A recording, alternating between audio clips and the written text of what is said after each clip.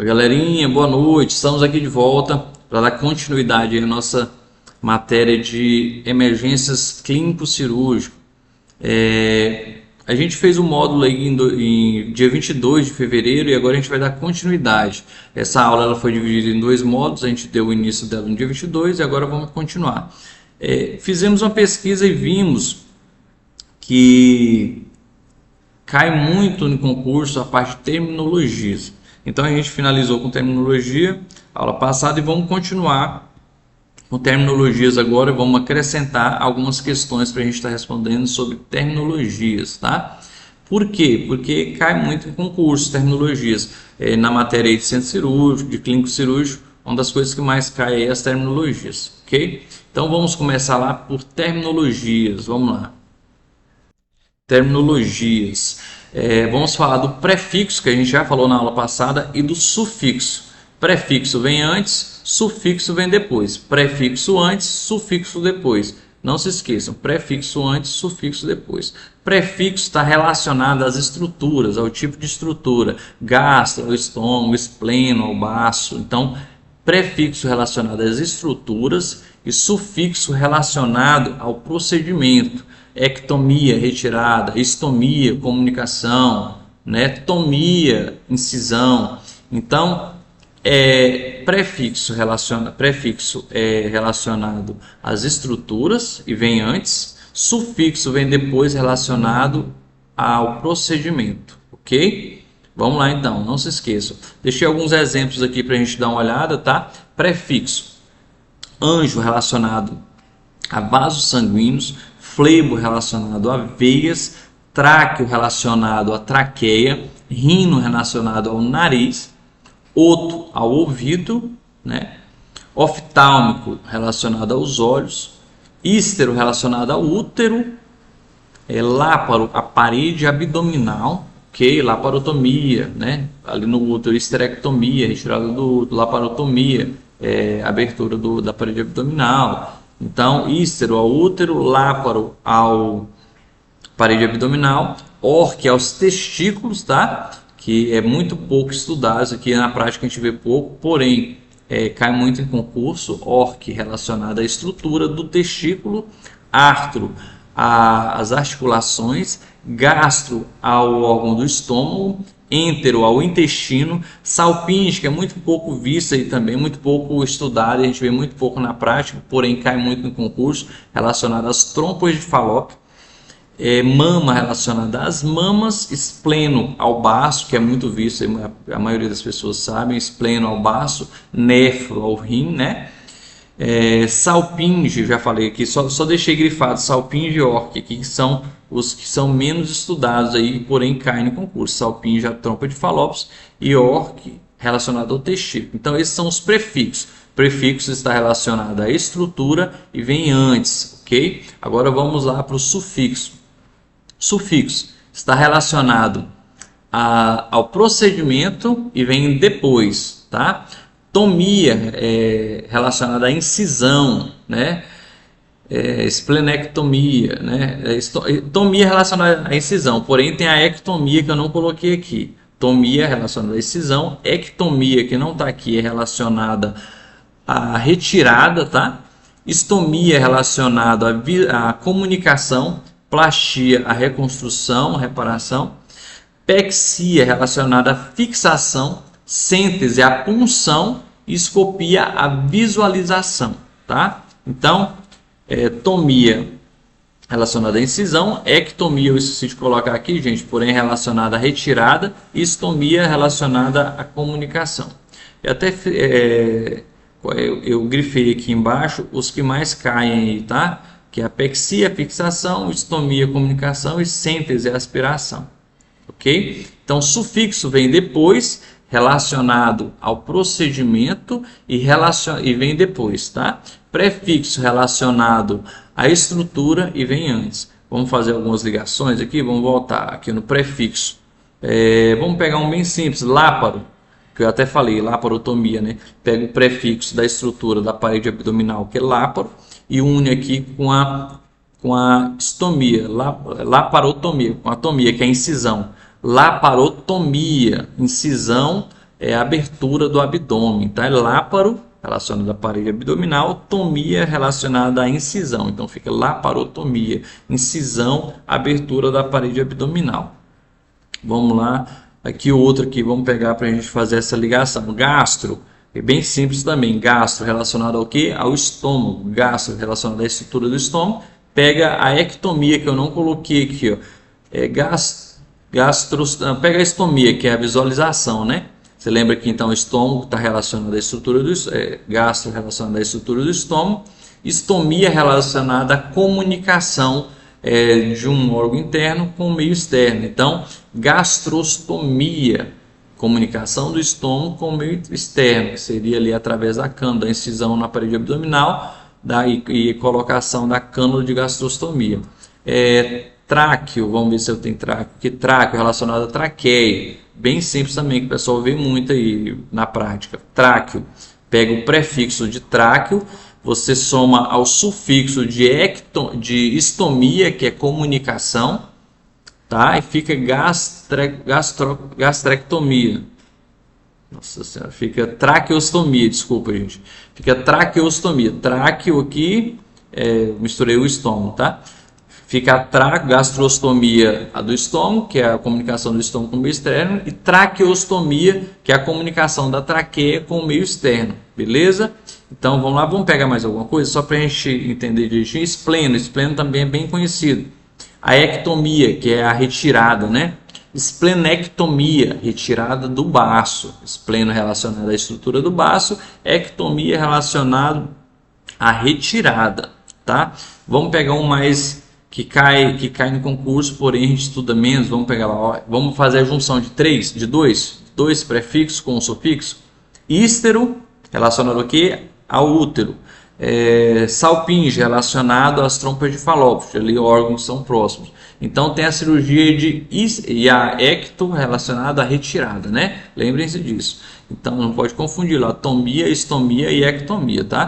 Tomia, incisão, estomia, comunicação, e ectomia, retirada. Então vamos lá, pega o útero, que é isso, pega a salpinge, que é a trompa de Falópio, e pega a ectomia, que é retirada. Então fica histerosalpingectomia, que é retirada total ou parcial das trompas de Falópio e do útero, ok? Rinoplastia, né? Você lembra que eu coloquei aqui, ó, o sufixo plastia, que é reparação, né?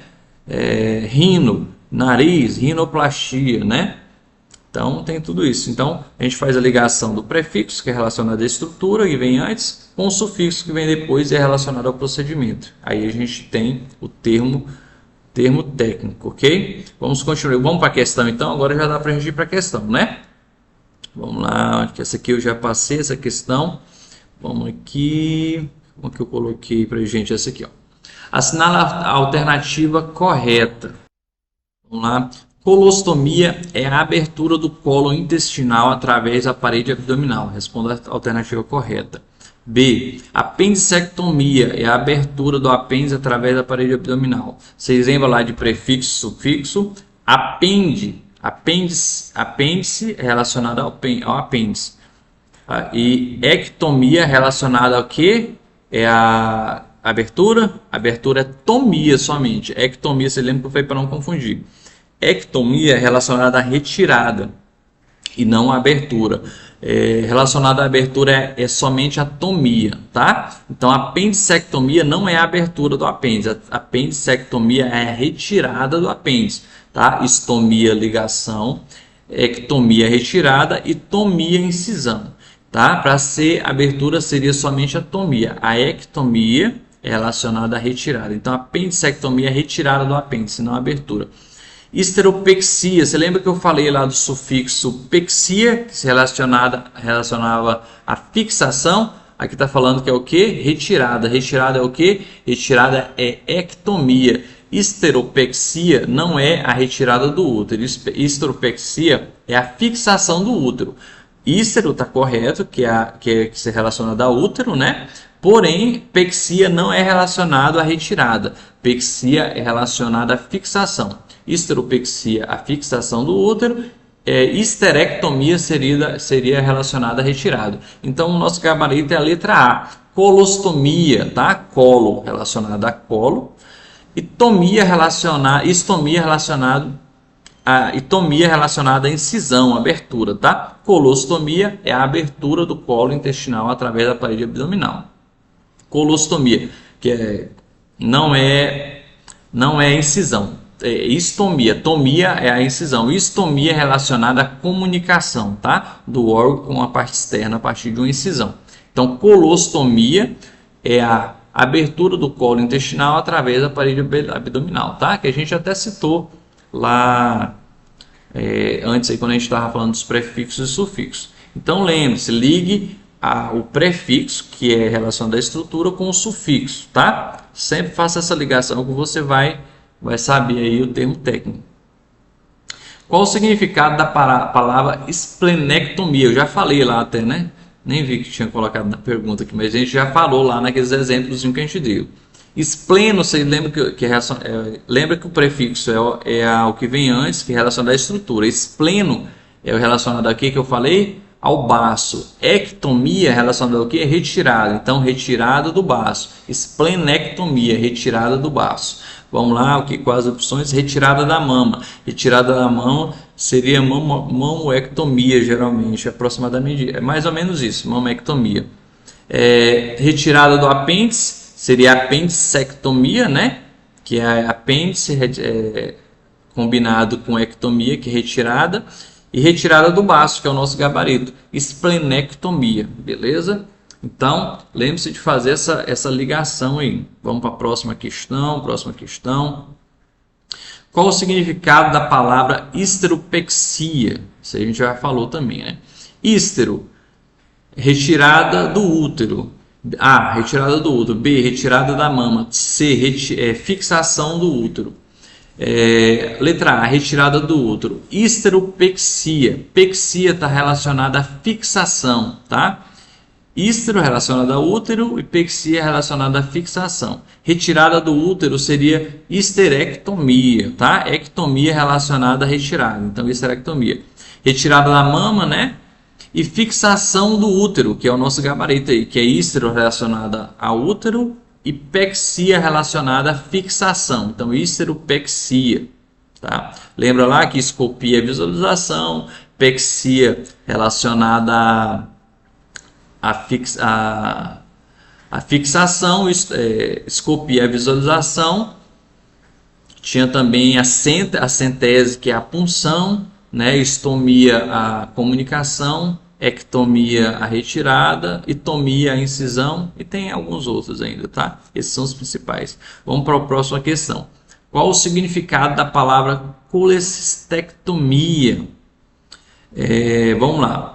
Colecistectomia, comunicação do jejum com a parte externa do corpo. Vocês lembram que se você for no sufixo, você já gabarita essa questão. Ectomia é relacionada ao que? A retirada, tá? A retirada. Então, colecistectomia não é a comunicação, seria estomia, tá? Para ser comunicação. Então, essa aqui a gente já exclui ela, não é ela. Comunicação da traqueia com a parte externa do corpo. De novo, ectomia relacionada à retirada e não à comunicação, ok? E traqueia, o prefixo traqueia é tráqueo, tá? Então, a comunicação da traqueia com a parte externa do corpo seria traqueostomia e não colecistectomia, tá? Tá diferente tanto o sufixo como o prefixo, tá? Nenhum tá batendo aí. Retirada da vesícula. Cole relacionada à vesícula, ectomia relacionada à retirada. Então, colecistectomia, tá? Colecistectomia, retirada da vesícula, que é o nosso gabarito letra E. Qual o significado da palavra histerosalpingectomia? Né? Vamos lá, vamos destrinchar essa palavra aí, né? Fixação do útero. Né? Você acha que é fixação do útero? Você lembra que eu falei que ectomia é o que? Retirada. Então essa aqui a gente já elimina, não é retirada, não é fixação do útero, seria retirada de alguma coisa, né? Tem histero ali, então pode ser nesse rumo, porém tem salpinge ali no meio, né? Histerosalpingectomia, junção de dois, você lembra que a gente falou? Ectomia retirada. Ístero relacionado ao quê? Útero. Salpinge relacionado ao quê? Vocês lembram? Vamos lá para o B. B. Abertura da parede abdominal. Abertura, ela está relacionada à tomia, tá? E comunicação relacionada à estomia. Então, abertura não é ectomia. Ectomia é retirada, que está na ístero, salpingectomia. Isso aí é ectomia, isso é retirada. Então, a gente já elimina essa aqui também. Abertura da parede abdominal não é. Ectomia é retirada e não abertura. Abertura da parede abdominal seria a laparotomia, né? Que é a abertura da parede abdominal. Láparo, parede abdominal, tomia, incisão, abertura. Retirada parcial ou total das trompas uterinas e do útero, né? Ó, isso aí já está mais um rumo. Ectomia é retirada, então eles estão falando retirada. Vamos continuar, depois a gente volta nesse aí. Ah, não, já deu as três lá. Então, nosso gabarito, a letra C. Ístero relacionado ao útero, salpinge as trompas de falópio e ectomia a retirada. Então, retirada total ou parcial do útero e das trompas de falópio, tá? Esse é o nosso gabarito. Vamos lá, qual o significado da palavra mastectomia, né? É isso aí que eu errei na outra hora que eu falei lá, eu juntei mamo com ectomia, tava mamectomia, não é? É mastectomia, né? Então vamos lá, mastectomia, retirada do excesso de pele do abdômen? Não. Retirada é ectomia, tá? E abdômen é láparo, né? Então não é retirada do excesso de pele do abdômen. Seria plastia no caso aí, se eu não me engano. Retirada das amígdalas? Não. Amígdala é o prefixo. Retirada seria ectomia. Então seria amigdalectomia.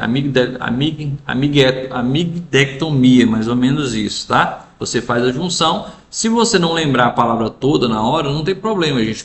Pelo menos quando você vê a palavra, você vai lembrar do prefixo e do sufixo, você vai fazer essa ligação. Igual eu falei lá, agora a gente vai lá, retirada da mama, né? Então, mastectomia, mamo relacionado à mama, mastec relacionada à mama também, então mastectomia, retirada da mama, tá? Então, ectomia, retirada. Então, aqui dá pra gente ver. Eu falei errado lá, mamectomia, não é mastectomia, tá? Porém, essa parte de você, algumas coisas que você não vê toda hora e você pode até errar ali na junção das palavras e na retirada de algumas sílabas. Porém, você não vai errar na hora do concurso. Por quê? Porque você sabendo que ectomia é retirada e sabendo que estomia é comunicação, sabendo que tomia é incisão, que pexia é fixação, que escopia, visualização, dificilmente você vai errar, aí vai deixar de gabaritar a questão, tá? Então, nem sempre a gente sabe tudo, mas se você souber o básico do prefixo e do sufixo, você vai se dar bem nas provas de concurso, ok? Agora a gente vai passar um pouquinho aí para recursos humanos, beleza? Vamos falar um pouquinho dos recursos humanos, tá? Dentro do centro cirúrgico. Nos recursos humanos do centro cirúrgico, nós temos aí da equipe de enfermagem, que é a nossa categoria, a nossa área, equipe de enfermagem no centro cirúrgico. Primeiro, temos o enfermeiro coordenador. O enfermeiro coordenador ele vai gerenciar toda a parte administrativa, tá? Fazer os protocolos, coordenar ali a sistematização da enfermagem, dimensionar a equipe ali de enfermagem. Toda a parte material também ele vai providenciar ali, não deixa faltar. Essa é a parte do enfermeiro coordenador. Ele vai cuidar também da marcação das reuniões, interação da equipe, vai coordenar ali o dimensionamento, escala. Ele vai ser ali o responsável por toda essa parte administrativa, o enfermeiro coordenador. Nós temos aí também o enfermeiro assistencialista. Voltando no coordenador, também ele vai gerenciar conflitos ali, vai evitar os estresses desnecessários da equipe. Essa parte administrativa inteira vai ser do enfermeiro coordenador, tá? as normas, os POPs, ele que vai ali implantar, ele que vai cuidar pelo cumprimento da nossa legislação e do nosso código de ética ali dentro do centro cirúrgico, tá? Para a nossa categoria, tudo isso é função do enfermeiro coordenador, tá? Então ele vai fazer o feedback ali com a CCH, que é o controle de infecção hospitalar. Tudo isso ele vai montar esses protocolos e vai cuidar dessa parte administrativa. Vamos lá para o enfermeiro assistencialista. O enfermeiro assistencialista ele vai ajudar aí a supervisionar ali a continuidade do cuidado, a sistematização da enfermagem, tá? A adequação com a Anvisa do coordenador, que eu também acho que eu não falei, né? Adequação com as normas da Anvisa, supervisionar isso é função do enfermeiro coordenador. Colocar em prática essas adequações é do assistencialista. Então, o assistencialista ele tem que estar muito entronizado com o enfermeiro coordenador, tá? Ele vai prever e prover aí os recursos materiais, porém isso é função do coordenador, do enfermeiro coordenador também supervisionar isso, tá? Os recursos humanos junto com o enfermeiro coordenador, os recursos materiais, ele que vai fazer os testes, ver se está tudo ok, para não deixar nada chegar na sala de cirurgia sem estar funcionando corretamente. Tudo isso é do enfermeiro assistencialista, sendo supervisionado pelo enfermeiro coordenador, ok? Então, a função do enfermeiro assistencialista é zelar por toda aquela sistematização da enfermagem ali dentro do bloco cirúrgico, porém sobre supervisão do enfermeiro coordenador, tá? Ele vai supervisionar ações dos outros enfermeiros ali dentro do bloco, porém também ele vai ser supervisionado pelo coordenador, tá? Então, essa é a função básica aí do enfermeiro assistencialista. Eu falei também sobre o mapa cirúrgico. Ele é montado pelo enfermeiro coordenador, tá? Porém, ele tem a ajuda do enfermeiro assistencialista que está ali mais dentro da unidade, que já está ali mais familiarizado com a unidade ali dentro. Porém, ele vai fazer esse mapa cirúrgico junto com o enfermeiro coordenador, ok? Vai verificar ali o mapa cirúrgico, vai ver se está tudo correto, se teve alguma falta, comunicar ao enfermeiro coordenador para reorganizar aquele mapa cirúrgico. Tudo isso é função do enfermeiro assistencialista. Ele vai também realizar ali a escala diária, tá? Do funcionário ali dentro do centro cirúrgico, vai conferir ali os materiais permanentes, tudo sobre a supervisão do enfermeiro coordenador. O assistencialista ele bota em prática ali tudo que foi sistematizado pelo coordenador junto com ele aí. Tudo isso é a função do enfermeiro assistencialista. A parte aí dos impressos também, ela é de responsabilidade do enfermeiro coordenador, porém quem faz a manutenção ali desses impressos, o preenchimento, é o enfermeiro assistencialista, sob a supervisão do coordenador, que é o responsável por ter esse impresso aí, tá? Então, quando o coordenador chama a atenção do assistencialista ali, é o papel dele, porque o assistencialista é o que vai preencher, porém o responsável por esses impressos é o coordenador. Também tem do assistencialista a troca do paciente ali, a colocação do paciente na maca, a retirada do paciente, tudo o assistencialista vai estar envolvido nesse trabalho aí. Muita coisa aí para o assistencialista e para o coordenador, né? Muita coisa mesmo. Também a gente vai falar um pouquinho daqui a pouco também das posições, tá? As posições cirúrgicas aí, que são para cada cirurgia tem uma posição diferente. O enfermeiro assistencialista também ele é responsável aí por ajudar aí a equipe a posicionar esse paciente, é responsável também para posicionar aí os dispositivos, né? Drenos, sonda. Tudo isso de dispositivo ele vai ser responsável por organizar ali, tá? Então tudo isso é responsabilidade do enfermeiro coordenador, do enfermeiro assistencialista. No final da cirurgia precisou passar uma sonda vesical de demora, tudo isso é função do enfermeiro assistencialista, tá? Já faz ali no próprio bloco, terminou uma lipoaspiração, a paciente não fez xixi desde antes da cirurgia, precisa passar uma sonda de alívio. Tudo isso é função do enfermeiro assistencialista, tá? Então, tudo isso aí é função do enfermeiro assistencialista, como eu falei. Vamos jogar aí para a parte de legislação, né?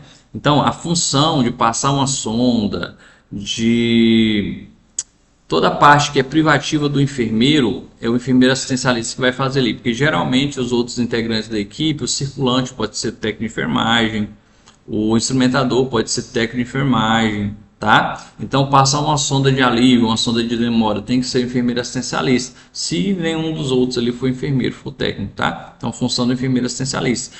A partir do momento ali que vamos supor que um técnico passa uma sonda, a responsabilidade vai ser tanto do assistencialista como do coordenador, tá? Então, isso aí é privativo do enfermeiro e o coordenador tem que prezar pela nosso código de ética, pela nossa legislação. Então, ele tem que orientar que quem faça isso seja o enfermeiro assistencialista, não o médico, não o técnico de enfermagem, mas sim o enfermeiro de nível superior, que geralmente é o assistencialista, né? O circulante pode ser técnico, o instrumentador pode ser técnico, tá? Mas o assistencialista ele tem que ser enfermeiro e geralmente esses dispositivos que é privativo da enfermagem é passado por ele. Quando ele não pode delegar isso para um técnico, tá? Não pode. E também geralmente tem alguns centros cirúrgicos que quem faz é o médico, não é função do enfermeiro, tá? Por isso que é obrigatório ter um enfermeiro no centro cirúrgico, tá? O centro cirúrgico ele não pode funcionar sem um enfermeiro. O centro cirúrgico ele tem que ter uma equipe do centro cirúrgico. O centro cirúrgico ele não é para o médico. O centro cirúrgico é para a equipe cirúrgica. Tem que ter o médico, tem que ter o enfermeiro, tem que ter o técnico de enfermagem, tá? Se puder, também pode ser outros enfermeiros ali no lugar da instrumentação, do circulante, pode ser o enfermeiro de nível superior. Porém, o assistencialista e o coordenador tem que ser enfermeiro de nível superior, ok? Justamente para sistematizar essa assistência. Não é que a gente é mais importante que o técnico, mas para sistematizar essa assistência, a gente tem que lembrar que a enfermagem é uma equipe, é uma categoria, e ela trabalha em conjunto, tá? O técnico e o circulante, ele se reportam ao enfermeiro assistencialista e ao coordenador, ok? Então a gente tem que lembrar muito bem disso. Aqui no concurso vai cair o que está na lei, o que está escrito, e não o que você vê no dia a dia. Se você vê lá um médico passando a sonda vesical de demora, vê o técnico passando a sonda vesical de demora, isso não é o correto, tá? Isso aí pode dar até processo ético, então não é o correto. Então, o certo é que o enfermeiro assistencialista, se for só ele, o enfermeiro de nível superior ali, fazer a inserção desses dispositivos aí. Vamos lá para a atribuição do circulante, né? Vamos lá para a atribuição do circulante. Para o técnico, para o circulante que eu falei, né? Então, o circulante, o instrumentador, ele pode ser tanto técnico de enfermagem como enfermeiro nível superior, tá? Pode ser um ou outro. Uma coisa que se engana muito aí na prática, que acontece muito, que o instrumentador ele se reporta geralmente ao médico. Gente, a equipe de enfermagem ela se reporta ao enfermeiro assistencialista ali.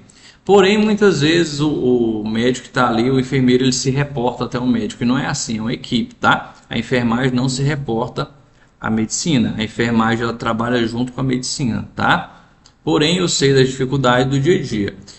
Mas aqui a gente está falando do correto, do que vai cair no concurso, tá? O circulante, se ele for um técnico de enfermagem, o instrumentador, se ele for um técnico de enfermagem, ele vai se reportar ao enfermeiro assistencialista, tá? Que se reporta ao enfermeiro coordenador. Ele vai, os dois ali, se eles forem técnicos de enfermagem, né? O circulante e o instrumentador, ele vai prezar pelo código de ética da enfermagem, tá? É um dever, tá, do circulante, do instrumentador, colocar em prática o código de ética, colocar em prática as resoluções. Então, se você não sabe, isso não é desculpa, porque quando você se forma na enfermagem, é obrigação da gente saber as nossas resoluções, ok? Então, é obrigação. Se a gente passar por cima da resolução porque o médico falou, quem vai responder não é o médico, é você que passou por cima daquela resolução. Você vai responder um processo ético, tá? E aí na hora lá do vamos ver que você estiver sendo processado, o médico não vai estar lá para te defender, não. Então a gente tem que prezar pelo nosso código de ética e pelas nossas resoluções, tá? Para isso a gente tem o nosso conselho aí para nos respaldar sobre isso. Então ele vai colocar em prática os protocolos, criados aí pelo enfermeiro assistencialista junto com o coordenador. Ele vai prezar ali pelas normas da Anvisa que tem que ser estabelecida ali pelo enfermeiro coordenador assistencialista e vai repassar para os técnicos, tá? Seria o circulante ou o instrumentador, tá? Ele tem que prezar por isso. Eu sei que muitas vezes na prática ali o instrumentador ele está tanto tempo que ele já sabe tanta coisa, graças a Deus, que é muito bom na enfermagem, que aprende muito, que ele pega uma autonomia que muitas vezes não é nem a função dele, tá? E acaba passando por cima do enfermeiro assistencialista. Lembre-se que na teoria o certo, o técnico sendo instrumentador, sendo circulante, ele vai se reportar ao enfermeiro assistencialista, e não ao médico, tá? Se cair alguma questão nesse sentido, vocês já sabem. Outra coisa que também na prática a gente vê diferente, o treinamento da equipe técnica de enfermagem, ela é realizada pelo enfermeiro, isso nas questões privativas da enfermagem, tá? Não é pelo médico, quem vai treinar a equipe de enfermagem é o enfermeiro, tá? Ali dentro do centro cirúrgico. Ele vai também, a posição na hora de colocar o paciente na maca ou transferência da maca para a mesa cirúrgica, ele vai auxiliar ali os dois junto com o enfermeiro assistencialista, eles vão auxiliar nessa passagem, na posição, tudo isso vão fazer em conjunto ali a equipe, tá? O instrumentador vai fazer a instrumentação cirúrgica, porém, ali a cirurgia, a parte da enfermagem supervisionada pelo enfermeiro assistencial e pelo enfermeiro superior que está ali presente, tá? Vamos continuar aqui. A limpeza do centro cirúrgico, ela pode ser feita pelo enfermeiro assistencialista, não do chão e nem do teto, gente. A limpeza de materiais que está ali, de mesa, a limpeza com corrente, que é aquela limpeza durante o procedimento, é realizada tanto pelo assistencialista como por algum outro membro da equipe, tá? Limpeza de materiais que está ali, que precisa ser limpos, tudo isso vai ser realizado pela equipe de enfermagem ali no transoperatório, tá? E a limpeza, igual eu já falei na aula anterior, né? Ela é feita pela equipe de enfermagem e pelo pessoal da limpeza, tá? Isso é dividido, a parte de material, de mobiliário ali é feito pela enfermagem, a parte de piso, chão e teto paredes realizado pelo pessoal da limpeza, tá? A parte de desinfecção também, tá? Limpeza de sujidades, desinfecção ali de materiais também é realizada pela equipe de enfermagem.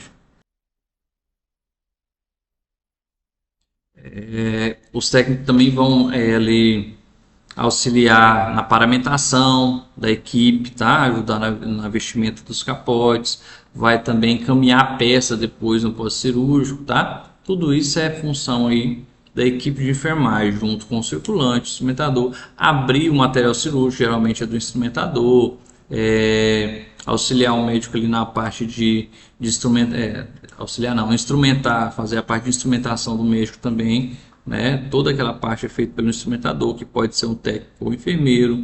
O circulante também vai ficar ali dentro da sala, observando, vendo demandas, ajustando foco, fazendo limpeza com corrente quando necessário, tudo isso da equipe de enfermagem, tanto técnico quanto enfermeiro, tá? Pode ser a função do circulante e do instrumentador, tudo é realizado pela equipe de enfermagem.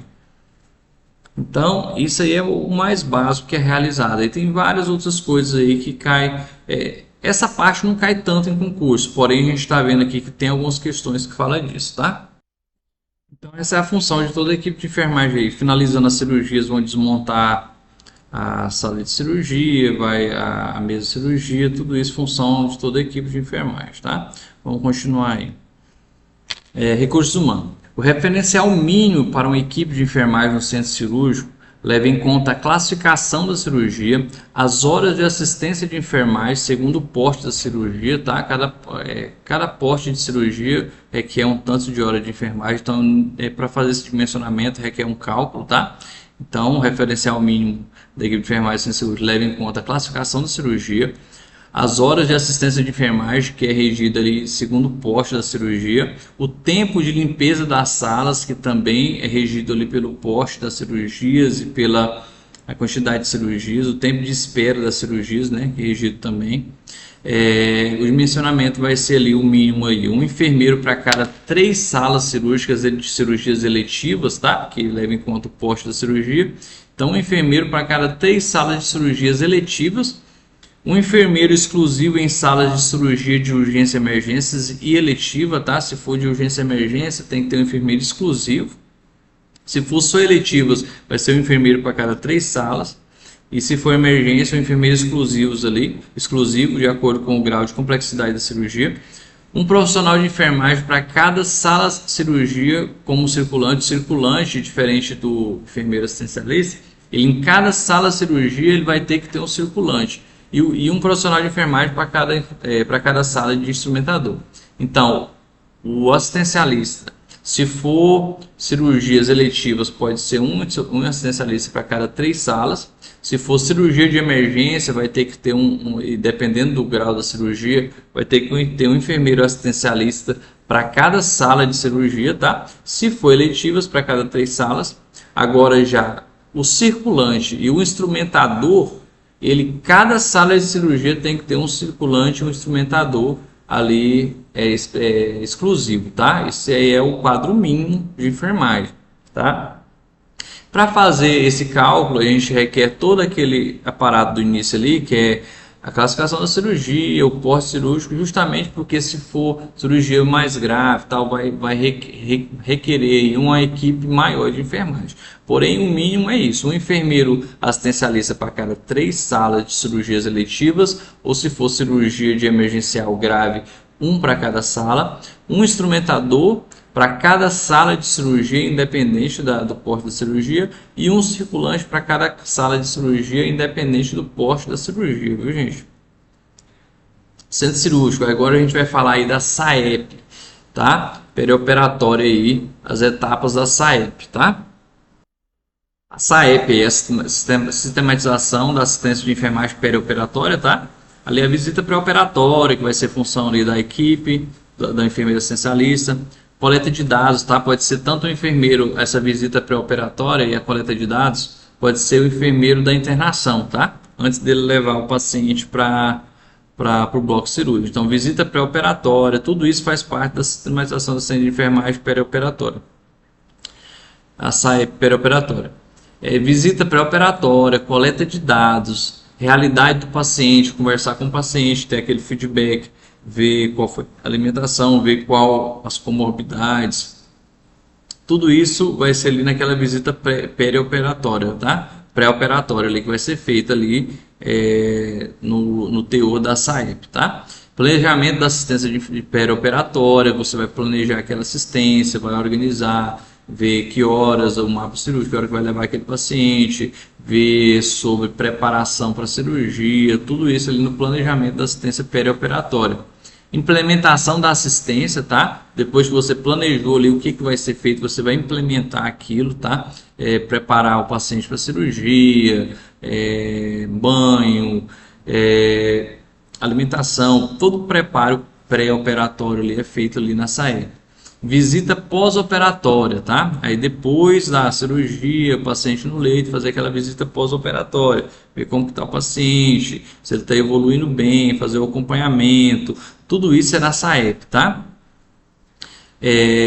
Fazer um exame físico ali do paciente, verificar dispositivos, verificar a eliminação de fluidos desse dispositivo, tudo isso ali dor, controle de dor, tudo isso vai ser ali no pós-operatório, tá?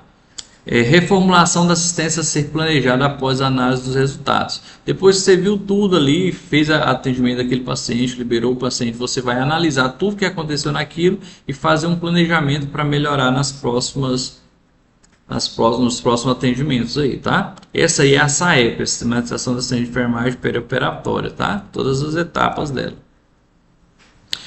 Agora a gente vai falar aí das fases da cirurgia, tá? Do pré-operatório, do imediato,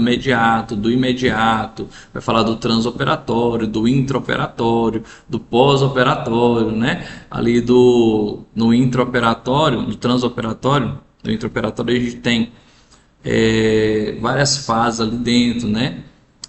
quando inicia a cirurgia ali, tem várias fases, você vai falar de tudo isso agora, tá? Vamos iniciar aí, pré-operatório. Aqui está falando do imediato, mas vamos falar do pré-operatório imediato primeiro. O pré-operatório imediato eu não coloquei aqui, mas a gente vai relembrar aqui para vocês aqui alguns detalhes. O pré-operatório imediato, ele vai desde o início, quando o paciente chega ali na internação, se preparando, desde o preparo da cirurgia, do início, até chegar ali no prazo de 24 horas antes da cirurgia, tá? Que aí se inicia o imediato. Então, o pré-operatório imediato, ele é todo aquele período de preparação do paciente, psicologicamente, tem também alguns medicamentos que são usados, tudo ali naquele pré-operatório imediato, que é todo aquele período que o paciente está no intra-hospitalar até chegar às 24 horas antes da cirurgia, tá? Iniciou as 24 horas antes da cirurgia, se inicia o pré-operatório imediato, tá? Aquelas 24 horas que antecedem a cirurgia, todo aquele último dia ali antes do paciente entrar, tá? Que envolve o banho, algumas coisas, tá? Se for ali 2 horas antes, aquela antisepsia ali no banho, o uso do sabonete, do degermante, tudo isso ali no pré-operatório imediato. O transoperatório. O transoperatório, igual eu falei que o enfermeiro assistencialista ele recebe o paciente na sala cirúrgica, então o transoperatório inicia naquele momento. A partir do momento que o enfermeiro assistencialista recebe o paciente ali na porta do bloco cirúrgico, se inicia o transoperatório, tá?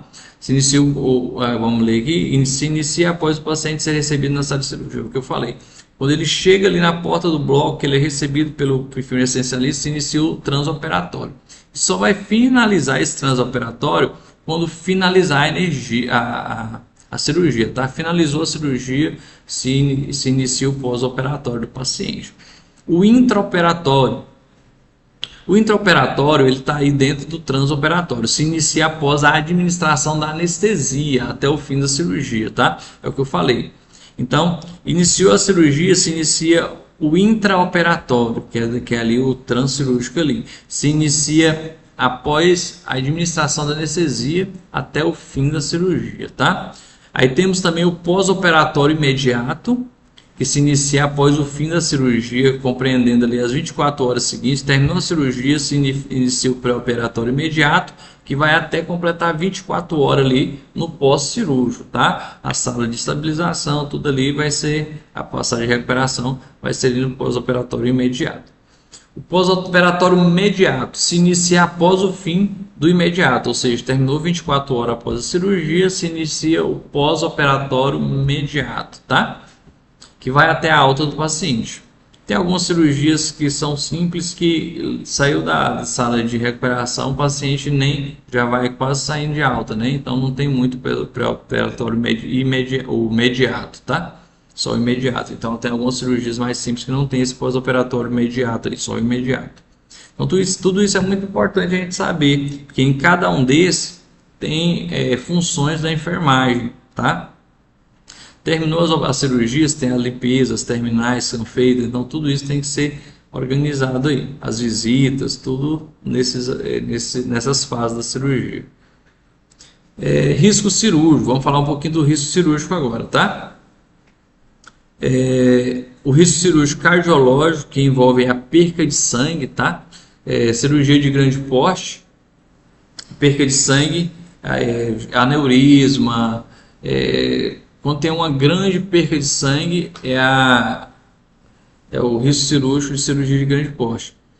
O risco cirúrgico 2 é de pequeno porte, quando tem uma perca de sangue mais moderada, ali, pequena perca de sangue, tá? Temos exemplos aí, a timpanoplastia, no poste 1 lá a gente tem, eu deixei por exemplo aí, o aneurisma, tá? Que tem uma perca de um volume de sangue maior, tá? E a primeira de tudo que é a cardiológica, que tem uma perca de sangue muito grande. Então tudo isso os riscos cirúrgicos são classificados de acordo com o poste da cirurgia. O 3, que é o médio porte, que quando cirurgia de grande porte, perca de sangue, né? Aneurisma, muita perca de sangue. A cardiológica, a perca de sangue ainda maior do que a de grande porte, que é onde o grande porte está englobado. A de terceiro porte, perca de sangue moderado, tá? Algumas cirurgias ortopédicas, algumas nesse sentido, tá? O tempo também tem o risco cirúrgico classificado de acordo com o tempo. Não, gente, eu troquei aqui, tá? O risco cardiológico, aí no caso, a pequeno porte ali, a pequena perda de sangue. Lógico, né? Eu coloquei trocado ali no slide, tá? Voltando lá. Então, os riscos cardiológicos.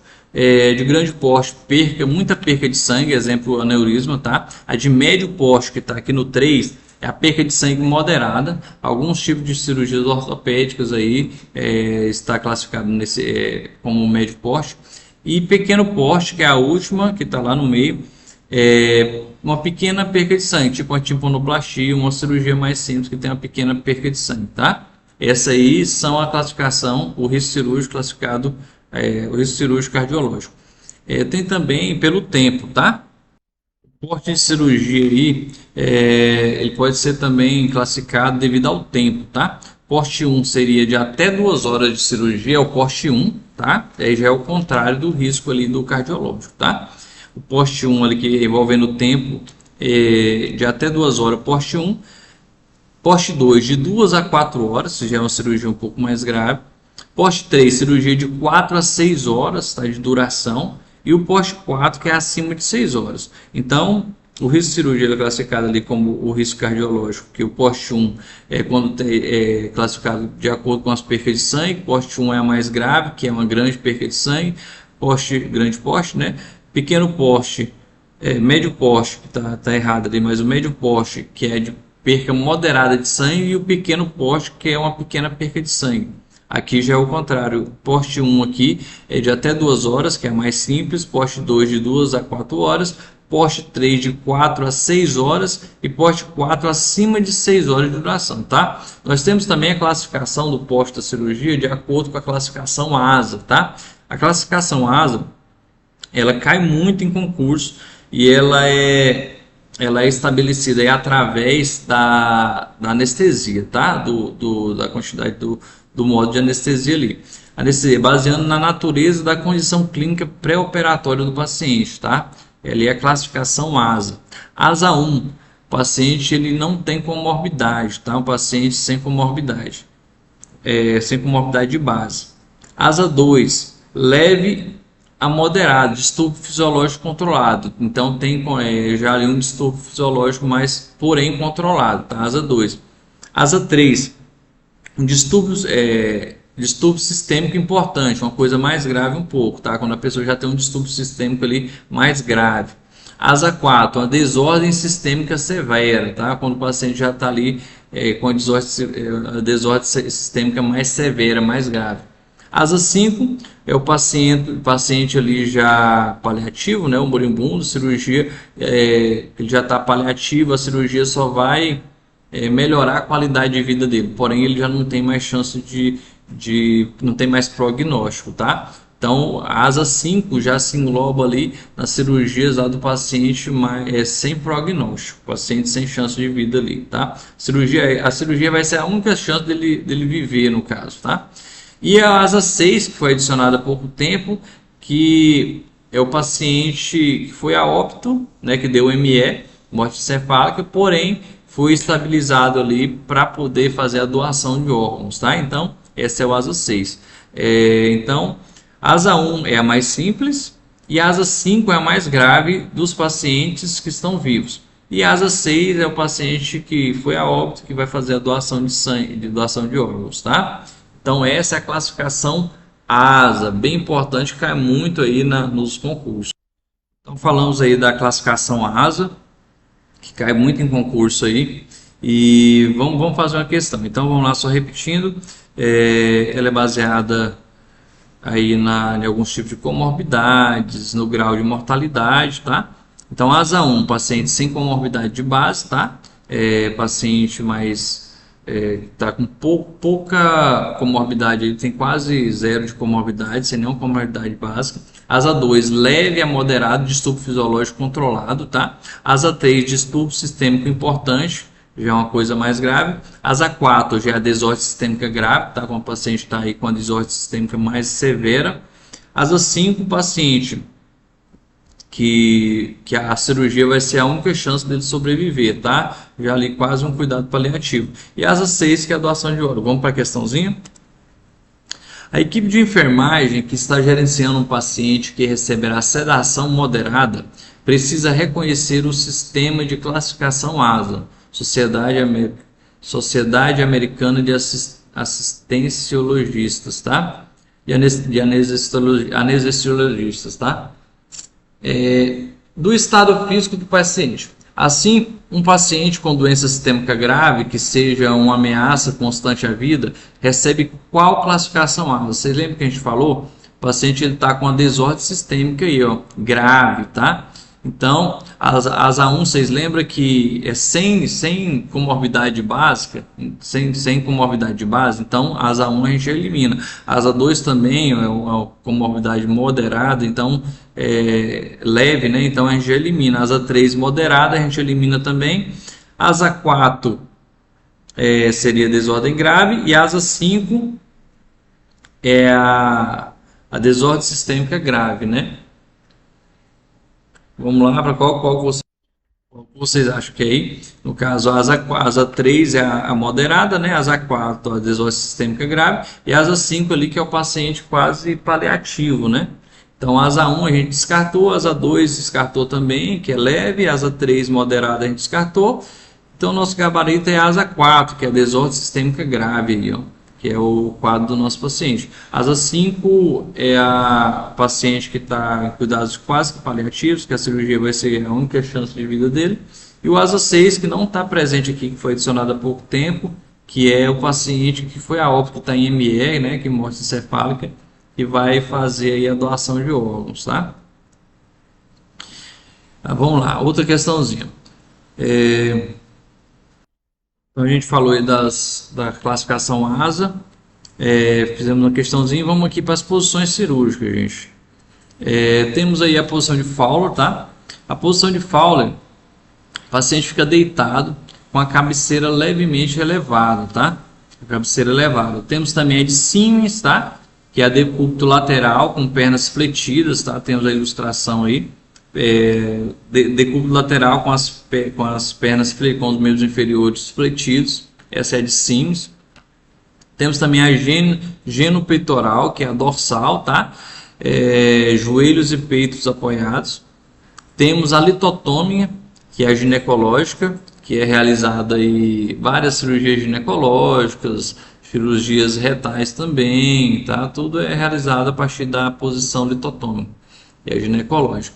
Temos também a de Trendelenburg, que ela é basicamente o paciente deitado em dorsal e com os membros inferiores elevados, tá? De Trendelenburg, que é bem conhecida, cai bastante em concurso. O paciente fica deitado na posição dorsal, só que com os membros inferiores elevados, em posição reta, tá? A maca toda é elevada a partir dos membros inferiores.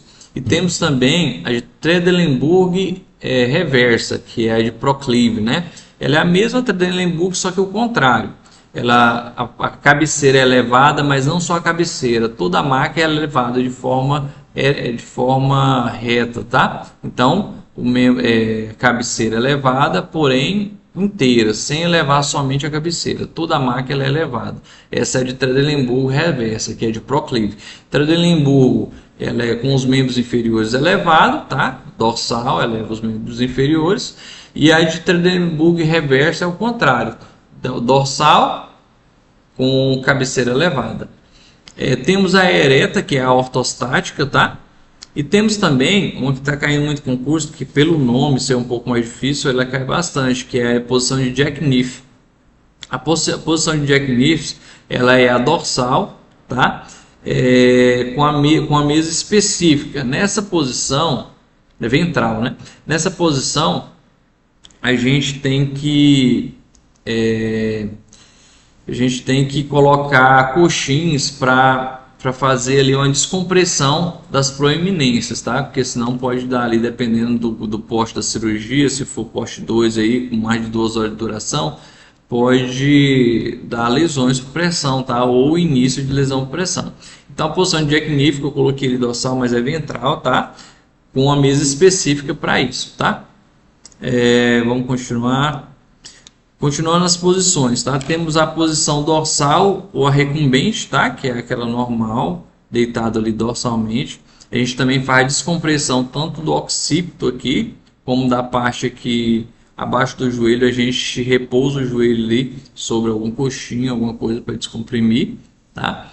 Temos a ventral ou prona, que é muito usada também aí, que o paciente fica de parte ventral, tipo a de Jack Knife, tá? O paciente ventral e com a elevação da parte posterior do paciente, tá? Essa aí é a ventral prona. Vou voltar aqui para vocês verem que ela é parecida com a de Jack Knife, posição de Jack Knife, que é a posição ventral, só que a cadeira da posição, a mesa de cirurgia da posição de Jack Knife é uma mesa própria, tá? Então fica um pouco mais, a parte anterior da cabeça fica mais abaixada e a parte do glúteo, a parte pélvica fica mais elevada na de Jack Knife. Vocês notam aqui que na prona fica mais estável ali, tanto o occipito da cabeça quanto a parte da pelve, tá? Essa é a diferença da posição ventral ou prona, né, para a posição de Jack Knife. É o que eu falei, pelo nome por ser usado muito de vez, poucas vezes, a de Jack Knife e ter esse nome mais característico, ela cai bastante no concurso, tá? A que a gente mais conhece aí é a Fowler e também a dorsal ou recumbente, tá? E é isso aí, galerinha. Vamos finalizar por aqui, tá? Essa aí foi para complementar a aula do dia 22 de centro cirúrgico. A gente falou muito das terminologias, do recursos humanos, tá? E é isso. Um abraço para vocês, obrigado por estar aqui com a gente e boa sorte para todos aí, tá? Um abraço, gente. Não vou me estender mais porque, como é complemento da última aula, a matéria já chegou ao fim, tá? E a gente vai preparar a próxima aula aí para a gente estar junto aí no próximo módulo. Um abraço.